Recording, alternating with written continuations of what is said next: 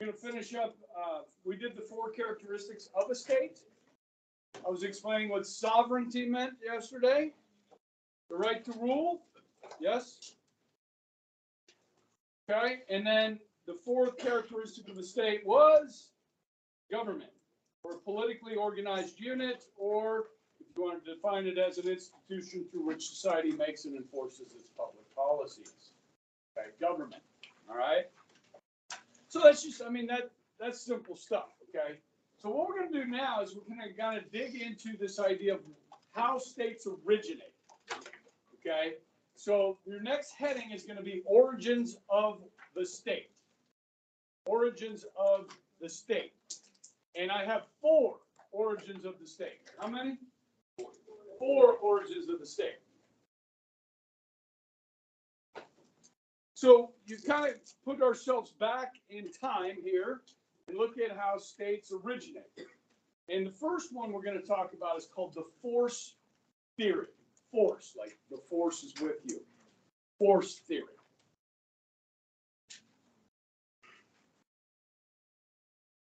Force theory.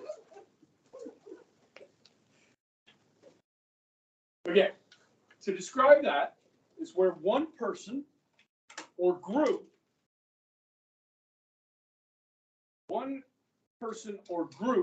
forced other people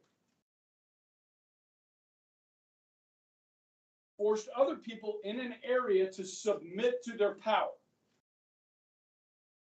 One person or group forced other people in an area to submit to their power. All right, let's throw some history out here. You ever heard of a guy named Genghis Khan? Yeah. What did he do? Conquered it. He conquered. He forced people to live under their rule. Okay? Think of the Vikings. Now, the Vikings mostly just would go somewhere, rape and pillage. But eventually, some of those Vikings wanted to settle down. They got old and they were tired of raping and pillaging. So they would rape and pillage and then settle and make the people that live there rule, under their rule. Okay? There are probably thousands of examples in history that you could point to that states were created out of this force theory. The colonies with the Native Americans. Okay. Well, I guess. In a way, actually, there might be a different one that will cover that when we get there. Okay. So that's our first origin of the state. The second origin of the state is the evolutionary theory. Evolutionary theory. Somewhat in Darwinian terms here, but it's going to evolve. So you start with a family. The family grows into a clan.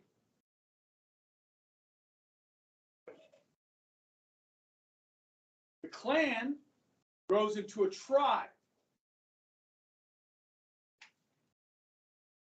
And then that tribe settles. No longer nomadic, no longer moving from one area to another, but settling. Okay, so I use some terms here like clan, which to me conjures up images of Scotland. They used to go by clans. Okay, the Clan MacLeod, so forth. Tribes, we think of Native Americans, right? We think of Indian tribes. Native American tribes, okay?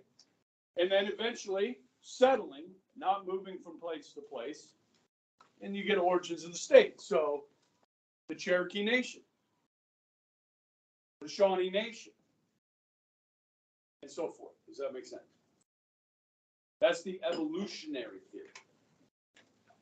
The third theory you're all very familiar with, because you paid attention in school, and that is the divine right theory.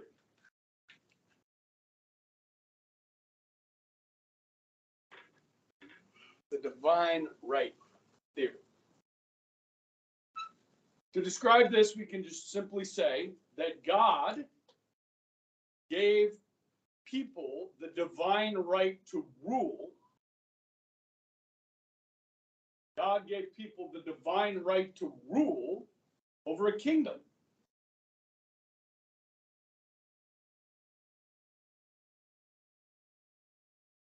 So when you brought up the colonies, some of those were, came from the king. Charter from the king, Virginia, charter from the king, under the divine right rule. Okay? Now, you know a bunch of different kings and queens' names from over the centuries, yes? Many of them claimed a divine right, that God gave them the power to rule. Did they actually have a divine right? Did King Henry VIII have a divine right to rule? What about Louis IV? France. Yeah, but what is He's the one that went after, is he the one that went after, what's her name? I don't teach that history. We'd have to have source. I will bring him up a little bit. Louis XIV a little bit later. But he's the one that took in James II when he fled England. But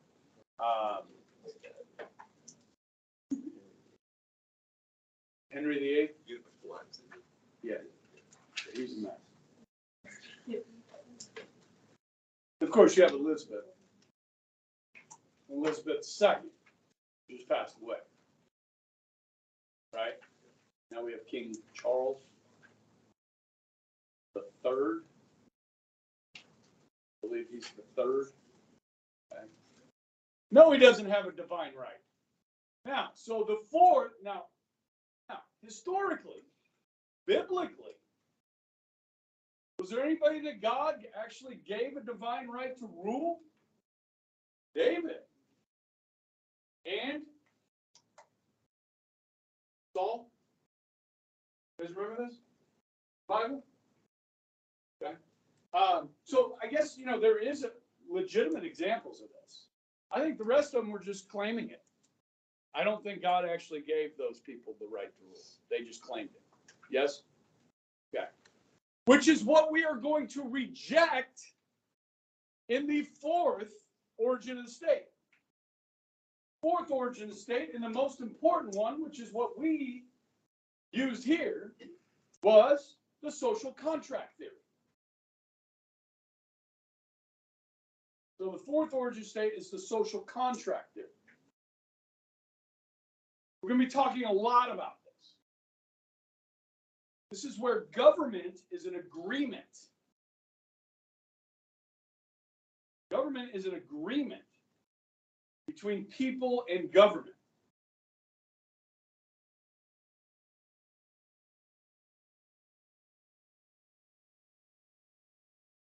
Now, this is not a brand new idea with the United States. There are political philosophers that date back as far as Socrates.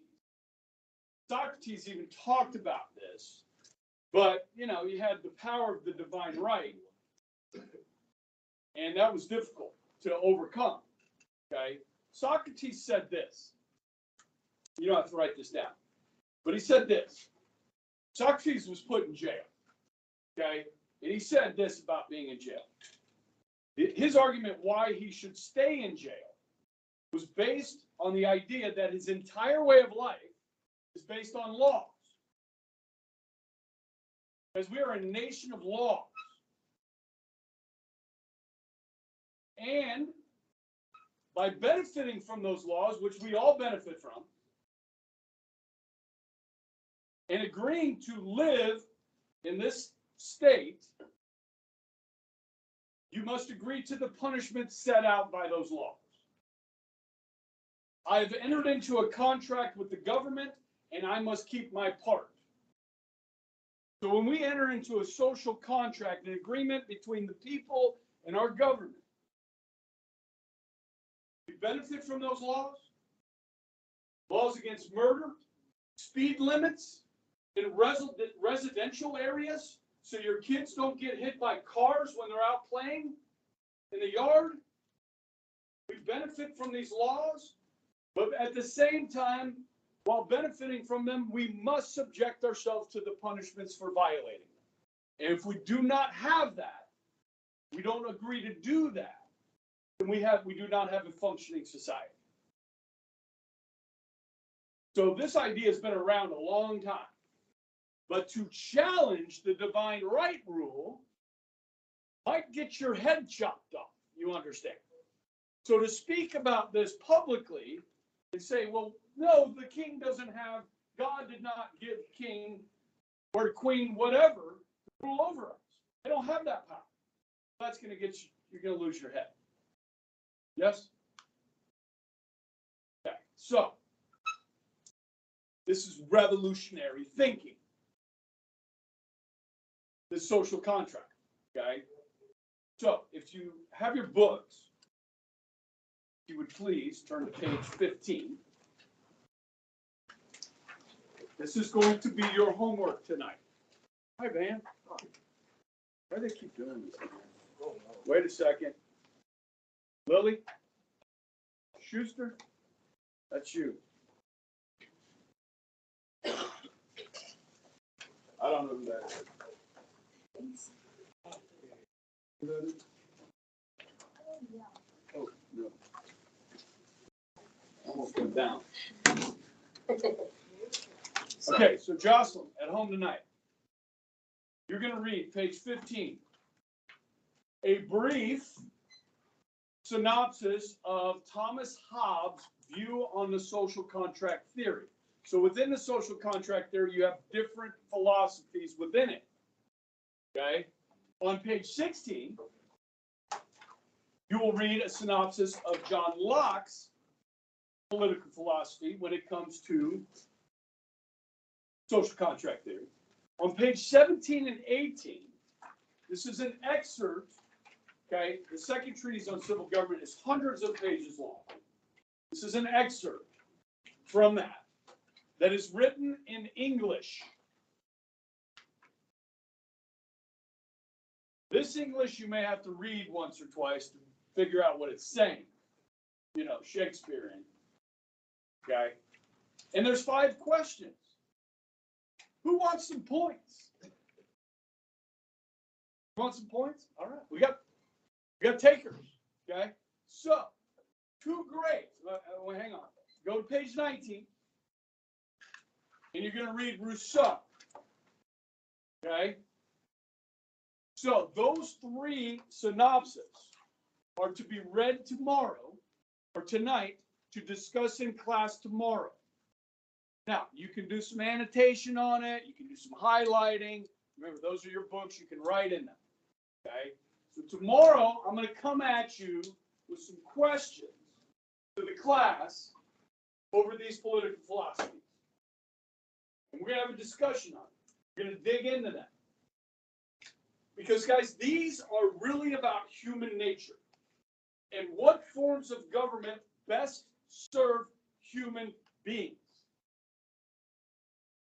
So we've got to look at ourselves before we form a government and say, okay, what kind of government are we going to need here for these people?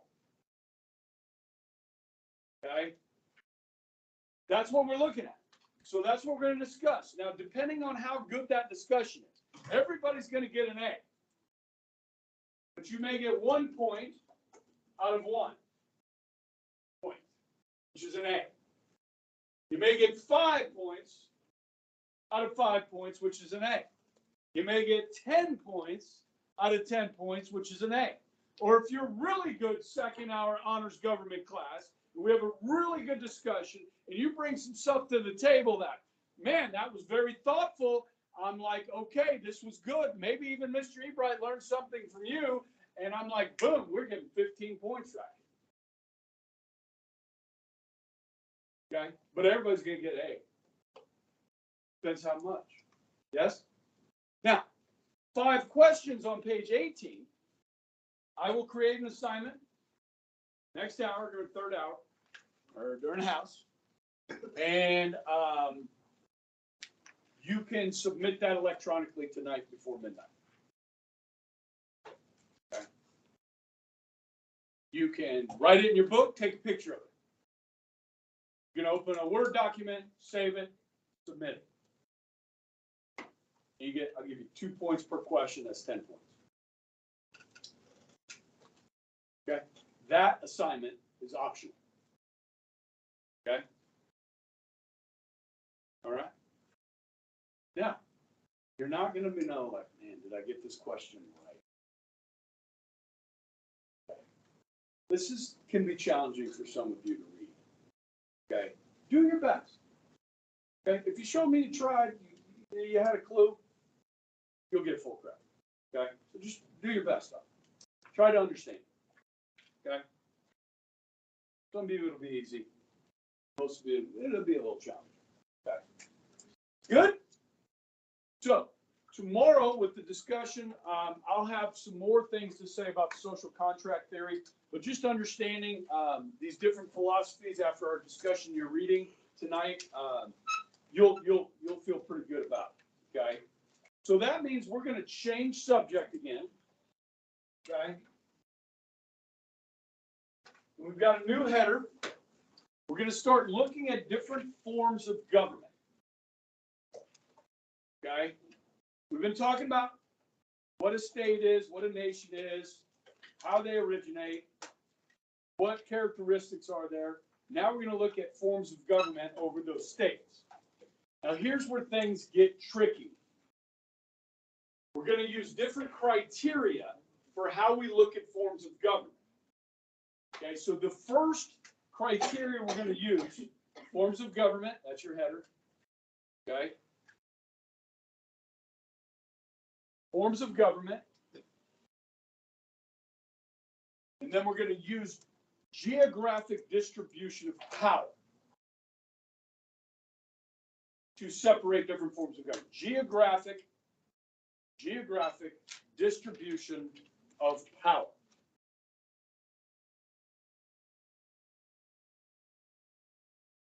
Where the power lies geographically.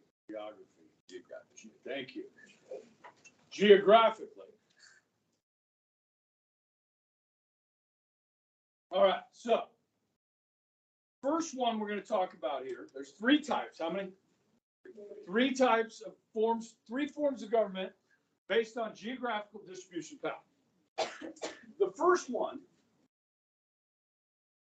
is unitary.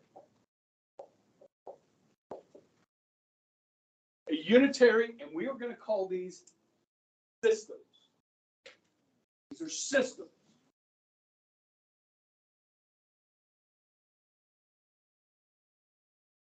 Okay. I'm going to draw a little diagram here to kind of help you understand this. Okay. So, this is your national government. Some people call it the federal government. Okay. But really, it's the national government. Okay. So think DC, District of Columbia. Think London. Think capital. Okay. The seat of national government. Okay. This is where all the power lies. Okay. Down here, you have state or regional governments. So in Canada, they call them provinces. Mexico, they call them states. U.S., they call them states. Right? And then you have local government. So all real power lies with the national government. Okay, so can I define this for you? Okay. Unitary system, to define it. Centralized government. Centralized government.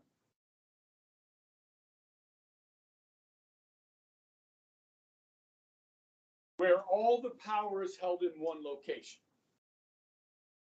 Centralized government where all the power is held in one location. Most countries around the world today use a unitary system. Okay? United States does not. Yet.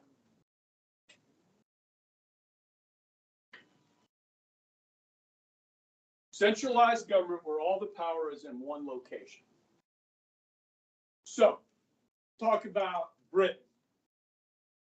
London is the capital. Okay. At the local level, you do have a mayor of London. Okay. They have some authority, but most of their marching orders come from the national government. Okay. So governors would be over a state, yes.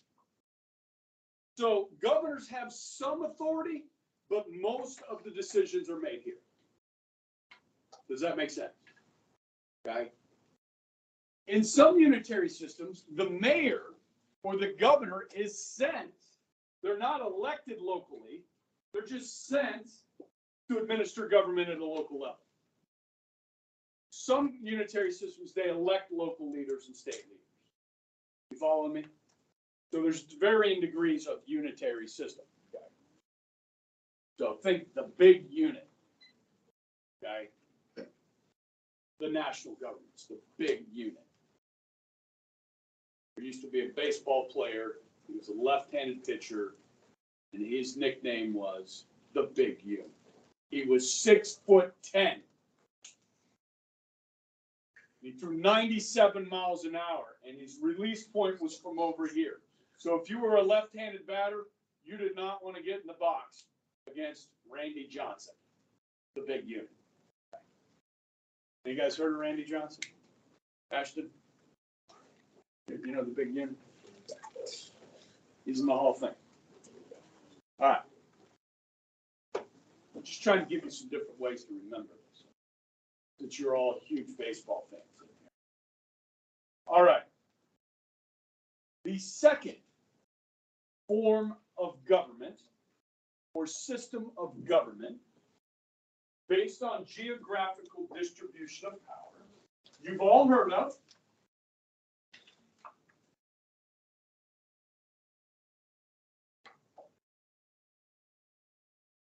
Is the confederal system.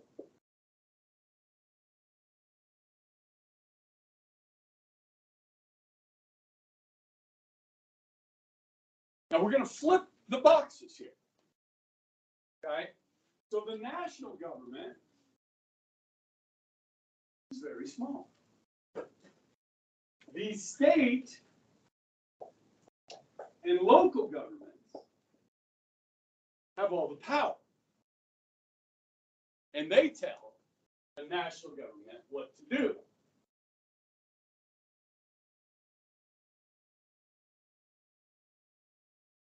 So let me define it for you. Confederal system. An alliance of independent states. An alliance of independent states.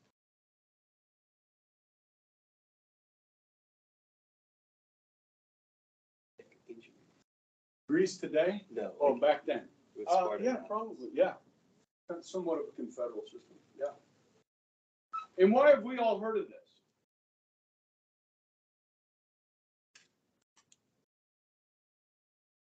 Oh, so you said Civil War? Yeah. Okay. And a Confederacy? Okay. But before that, why do we know about this? Isn't that what? Oh, the colonies. What about them? They tried to tell the English government what to do. You're closer. I'm Thomas Jefferson. What about Thomas Wanted Jefferson? a Confederate system. The confederal system? Yeah. Okay. More like a Confederate. Okay. He wasn't the only one. Patrick Henry.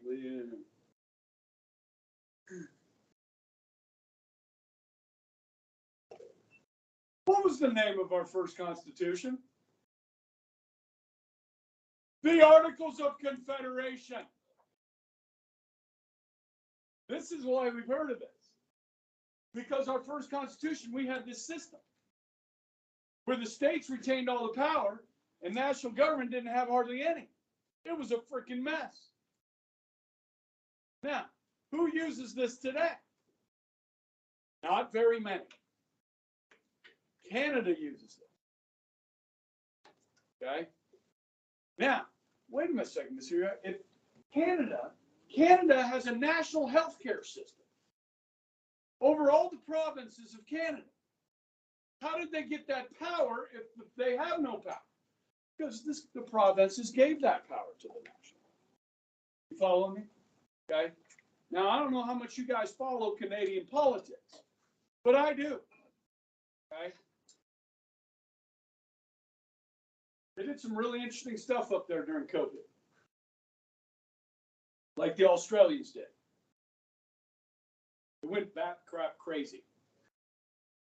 Okay. Now, yes, so this doesn't work for us. As we will definitely dive into why this didn't work. But what you need to remember, at the founding, guys, what were we doing? We were overthrowing a divine right king that was taxing us without representation. Tyranny.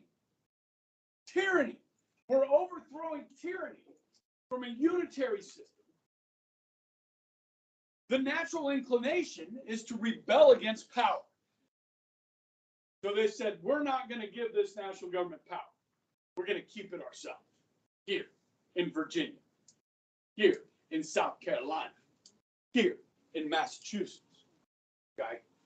So we are going to, have to change the Constitution because it just didn't have enough teeth. Okay? It didn't have enough backbone to the national government. Okay? We had to add some strength and some vitality to that. Okay? So we go to the third system, which is what we have in the United States today, which of course is what?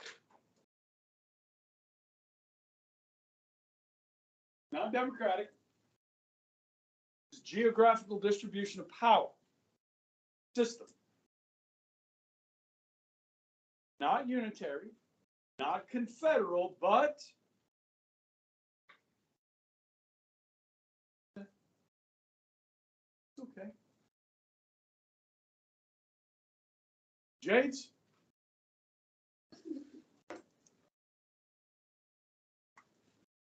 See, this is a problem. We don't even know what kind of system of government we use. Holy crap. Now, let me ask you a question. If nobody knows what system of government you use and how it's supposed to work, do you even know it when it disappears? Do you know it when it's gone? If you didn't know it existed to begin with. This is a problem.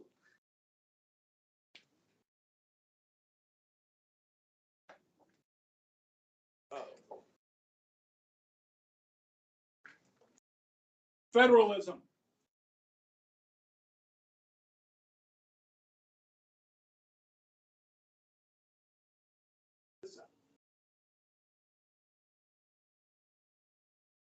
Ooh, look at the boxes. Now, we can call this federal government. Yes. Federal.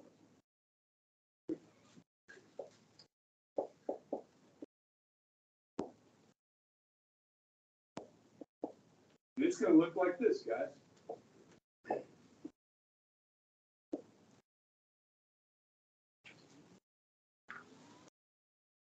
So this definition is important. It's what we use. So we'll know it when we lose it. Ready? The sharing or division of powers. The sharing or division of powers between national, state, and local governments. The sharing or division of powers between national, state, and local governments.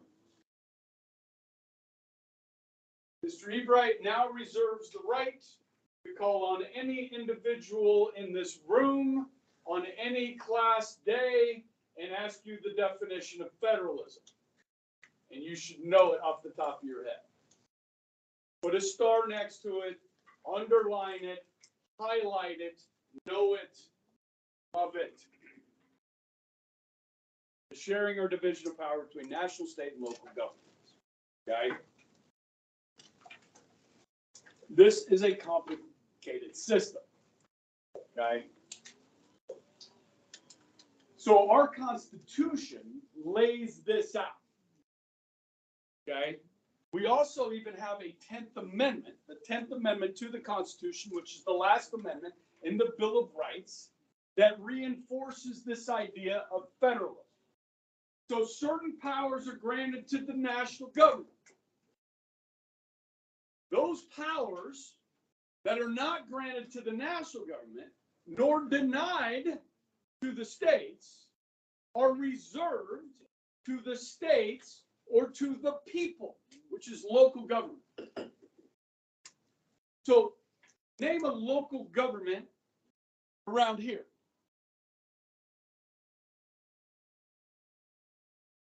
The city of Wichita. And who's the head of that city of Wichita government? Who's the highest elected official?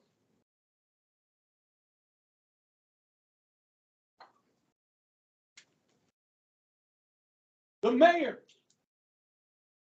Right? Mayor Whipple. Right? Now, Mayor Whipple's going to have to run against Lily Wu. You guys seen the signs for Lily Wu? She won the primary. Okay? So you guys might be able to vote in that election. Okay? I was out of town. I didn't get an absentee ballot, so I didn't vote, but I'm sorry. Normally I vote. Okay? But I was out of town. I was in Wyoming. All right. City Council. What does USD stand for?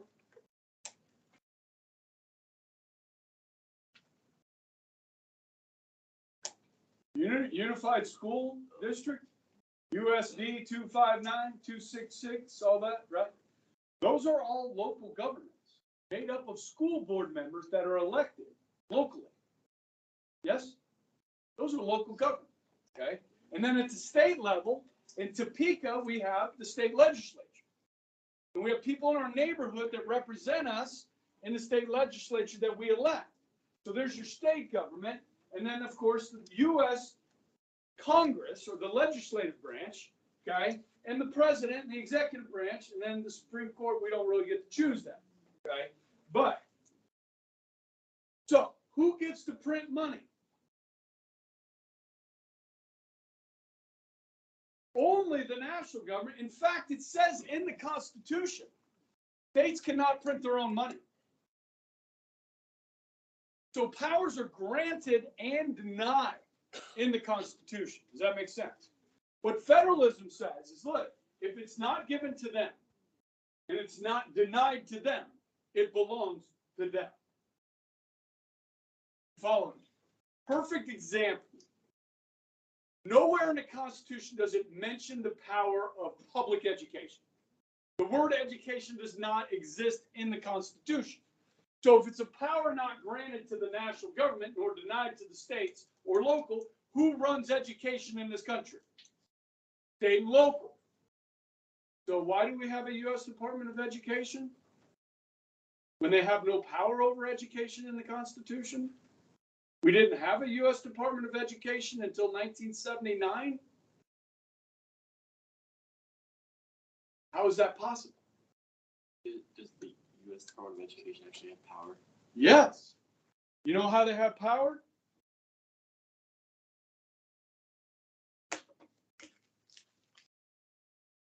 So, Kansas, if you want this money, you're going to follow our rules. That's how they have power. Kansas, if you want this money for roads, you'll change your drinking age to 21. It's not a federal law. Change your state law to 21. Or you don't get the fat stacks cash. At 9. All right, so hey, I will spend days on federalism. Okay. So be ready for that because it's a passion. I just gave you a little tidbit right there. Yeah. How is the Supreme Court not made it like Can they not do anything? I know, it's unconstitutional, man. Okay, you elect me president, first thing I'm doing is signing executive order disbanding the U.S. Department of Education. We will roll that funding for free and reduced lunches. We're gonna roll that into a different department. And we're gonna say to the states, you decide how to teach your kids. Yeah, Health and Human Services or agriculture is really where probably a lot of that money comes from, is the Department of Agriculture for food stamps, free and reduced lunches, stuff like that. Department of Agriculture. Yikes. Okay. Yeah, it's a complicated system. Guys, these are what our fights are all about. We have fights over this all the time. The Civil War was about this. These people wanted slaves. These people said, you can't. We're going to get rid of it. These people said, you can't tell us what to do. They said, we're leaving. And they said, you can't leave without our permission. And they said, well, come stop us. That's what Lincoln did. He preserved the Union. Right? It's a war over federalism. Yes, slavery was the overarching issue. Okay. But it was an argument about federalism. Who gets to decide what you eat at lunch in the cafeteria here? Who gets to decide? Michelle Obama? No, it's not Michelle Obama. The Department of Agriculture. They decide what's allowed to be served because we get money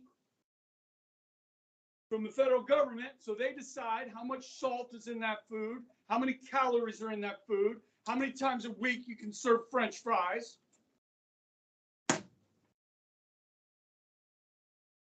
Which are the worst French fries on the planet. Are they not? How many of you guys have an air fryer? How do we live without air fryers? I mean, you make your own French fries. Freaking great. Healthy, too. Don't put too much salt on them, right? Dip it in ranch and all that. Okay. Sorry. Stop. Stop. Okay. I got 3 minutes. Is that right? Yeah, let's shut it down. All right. So, hey, read tonight, please. I will send you a reminder out on campus, okay?